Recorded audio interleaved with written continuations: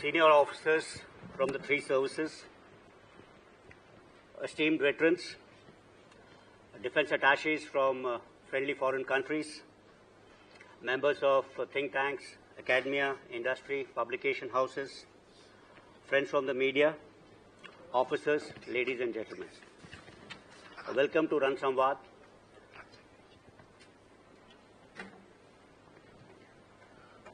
Conversations on War, its very first edition. General Narendra has already set the stage for what will follow for the next 2 days. What I will do is I'll try and explain the need for Ran Samwad, why we are holding this particular seminar. The idea for Ran Samwad was based on my observation and experience for the past almost 2 years, and it essentially stems from three major facts. First, I thought that the focus of the armed forces needs to be on war, warfare, and warfighting. We need to focus upon this important aspect. War, as a broader state of armed conflict, warfare refers to specific methods, tactics, and strategies used in conduct of war, and warfighting is the application of military tactics and technologies to achieve the objectives of warfare, of war, campaign, or a particular battle. It's a bread and butter. We normally dwell upon geopolitics, diplomacy, international relations, geoeconomics, and such subjects. These are important for national security. But I think these are also sometimes distractions and take us away from our real job. We must focus on our primary job, and it's been my attempt for the past almost 2 years to reshape this dominant narrative in the armed forces on the basic job of war, warfighting, and how this is going to happen in future. So this is one of the reasons. The second is, I think, the change which I wanted to bring about is the participation format. You must have noticed the lead speakers in all these seminars which we used to hold earlier used to be veteran officers, and the audience used to be serving officers. I wanted to reverse this trend. I wanted the senior veteran officers to be on the listening side and people who are practitioners of war, warfare, to be speaking about it. Not that we don't value the contribution of veterans. We value their contribution immensely. But the idea of Ran Samwad is to create space for actual practitioners, the young and the middle-level officers, and encourage them. Today's generation is much more aware about technological advancement, and technology influences tactics and even strategy. It's, I think, necessary to hear their point of view. We need symphony. We need some kind of an harmony between old and the new ideas which are tempered by experience of the veterans. Ran Samwad must encourage debate, for which free flow of ideas, debate and dialogue, I think, is a must. And here I like to quote Rig Veda, in which it is said, Ano Bhadra Kartava Yantu Vishvata. That means, let noble thoughts come from all directions, from all sides. Likewise, Ran Samwad, we expect ideas flowing irrespective of age, service, or experience. Let's discuss this important subject more freely.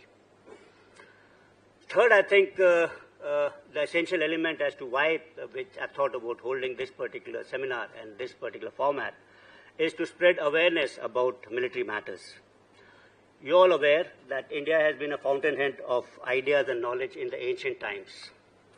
However, when we look at contemporary times, we have a number of literature on military history, on the wars which are fought by us, but very little literature on scholarly analysis of these wars or academic discourse on strategy and operational art. In fact, if you look at today's op-ed page of Times of India, the center one, there's an article by General Vinay Shankar, former DG Artillery, and he speaks about missing in action, the Atmanirbharta of ideas. So that, I think, he's echoing my sentiment in this particular thing. It's very timely. Actually, it's in today's Times of India. So serious research needs to be done on all dimensions of war. That is about leadership, motivation, technology, tactics, strategy. This, I think, is important as India's stature grows. As a Viksit Bharat, we also need to be Shashakt, Surakshit, and Atmanirbharta. And Atmanirbhar, not only in technologies, but also in ideas and also in practice. Hence, there is a need to increase awareness on all segments of our society on doctrinal and conceptual aspects, that's the academic pursuits of how war is fought, and practical and actual war fighting, techniques and tactics. Well, for the foreign audience over here today, Ran means actually war, and Samwad is something to do with dialogue. The seminar combines dialogue and conversations with war and war fighting. If you look at our ancient times, this has been part of an ancient philosophy and tradition. We have always spoken about Shastra and Shastra in the same breath. They're never inseparable. They were actually the two blades of the same sword. Students in ancient times went to Gurukuls, a precursor to maybe modern-day Sainik schools, and they were exposed to combat skills as well as strategy and statecraft. Ran Samwad, in a way, is a continuation of that particular tradition, that a professional soldier must also be a scholar warrior.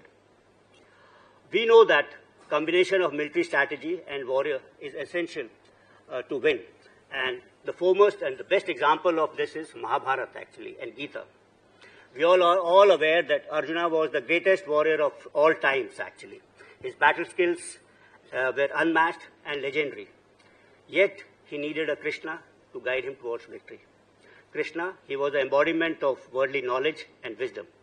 He is a master of statecraft and strategy, and both of them combined together, that's what actually Mahabharata was won. Similarly, we had Chandragupta, who needed the wisdom of Chanakya. And in western side, if you look, even Alexander needed the wisdom of Aristotle. India has been a land of Gautam Buddha, Mahavir Jain, and Mahatma Gandhi, all champions of non-violence. We also have ancient scriptures about war. Mahabharata, the longest running epic ever written in the world, was about almost like a global war. It's about a just and righteous war. India has always stood on the side of peace. We are a peace-loving nation, but don't mistake, we cannot be pacifists. I think peace without power is utopian. And over here, I like to quote a Latin quote, which goes like this: "Si vis pacem para bellium," which translates, if you want peace, prepare for war. This is also aptly captured in the poem of Ramdhari Singh Dinkar, that's Shakti and Shaba, in which he says that Shama shobhti us bhujan ko jiske paas garal ho, uska kya jo danthin विश्रहित Vineet सरल हो, सहनशीलता दया शबा को तभी पूछता जग है, बल का दर्प चमकता जब उसके पीछे जगमग है. I think this is very important. As regard the theme of today's seminar for this inaugural session of Ran Samwad, we have impact of technology in warfare. In Arthashastra, Kautilya or Chanakya speaks about Shakti, Utsaha and Yukti, that is strength, motivation and strategy, as essentials for victory. Technology today actually enhances all these three, Shakti, Utsaha, as well as Yukti. In contemporary times, the impact of technology is multidimensional, outpacing the human ability to comprehend and anticipate. It is, as this is just a keynote address and there are full 2 days of things to follow, I will not be talking about technology. Much has been said actually, and the pace has been set by Devendra Sharma, GOCNC RTRAC. Maybe I'll talk about my impressions of technology and how it's influencing warfare towards my concluding remarks. I hope this particular seminar, apart from technology, will also focus upon what kind of wars will happen in future, the background for this. And in my view, there are 4 essential trends which I foresee. Maybe we can debate upon this. First is, I think, there is an increased propensity amongst nations and governments to use force, actually. And this is happening because political objectives today can be achieved by short-duration conflicts. The second thing is precision strikes can create very little collateral damage, and hence the cost of war for nations is less. So hence there is a propensity to use force. And then there exists a mechanism of escalation control. So escalation control as a term wasn't existing a couple of years back. So this is there, and hence there is an increasing propensity to use force for attainment of political objectives. The second trend which I see is lack of distinction between war and peace. This particular era, which we knew in the past of declared wars, I think that's all over.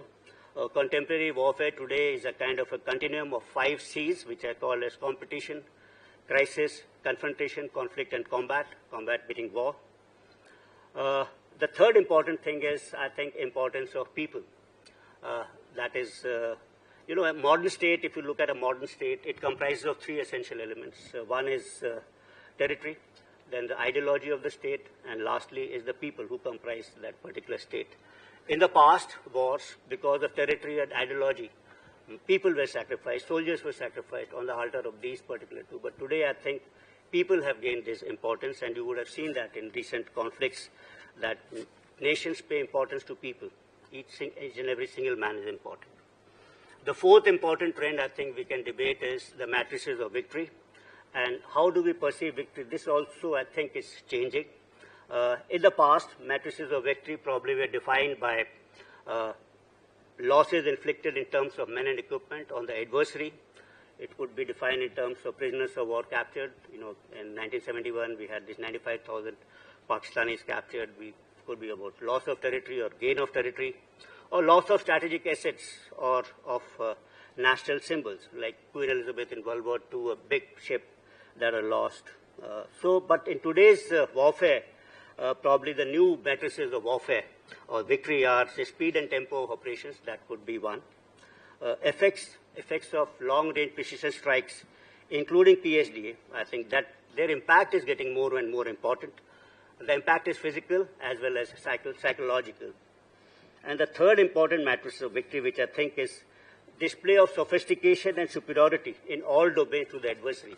So that will lead you towards achievement of understanding of this particular victory. And maybe, even superior narrative actually. Since it's about notion of victory, then probably narrative building also becomes important.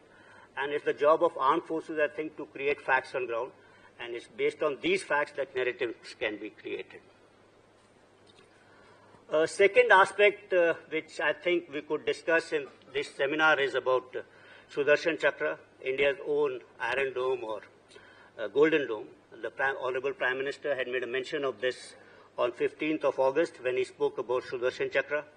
That will enhance India's strategic defense. And he said that he expects it to be rolled out by 2035. Over here, I think the aim is to develop an indigenous system to protect India's strategic, civilian, and nationally important sites. It will act both as a shield as well as a sword.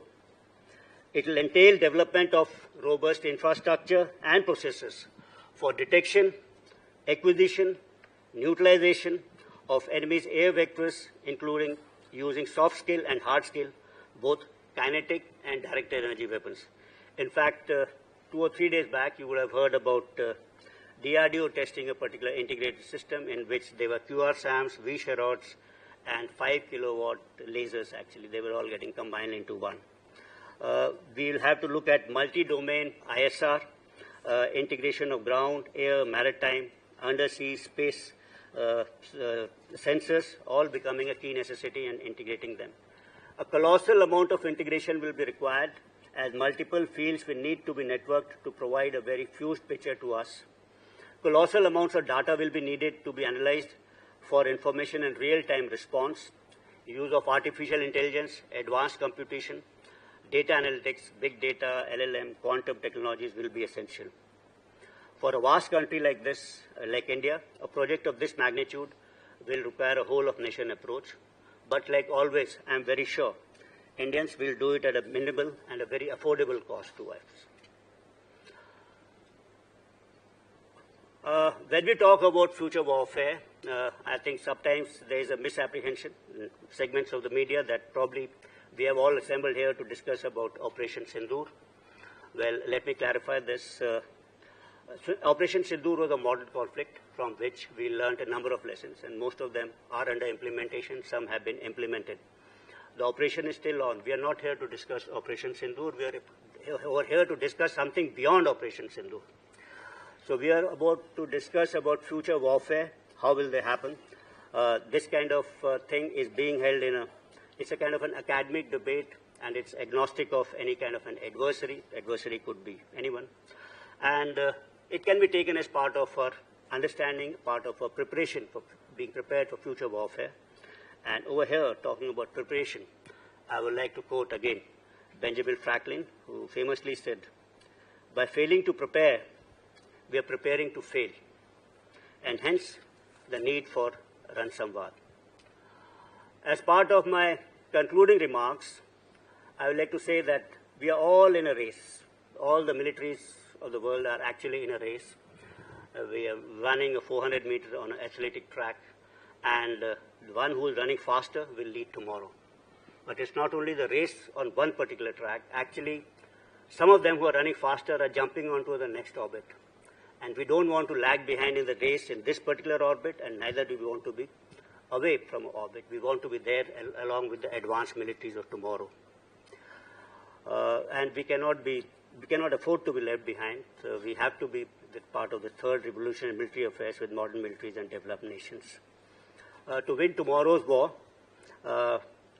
we need not one scholar warrior. Actually, we'll require hundreds of scholar warriors, and we don't need one Chandragupta, one Ashoka, or one Shivaji, hundreds of them. And there is no escaping that. Shastra and Shastra, they all have to be studied together. And toward the end, all that remains for me is to thank the Army, especially GOCNC RTRAC and Commandant Army War College, for meticulous conceptualization of this seminar. I look forward to a meaningful discussion and a detailed report of the seminar. I'll be here for the next 2 days, formally and informally, to continue forward these discussions. Thank you, ladies and gentlemen.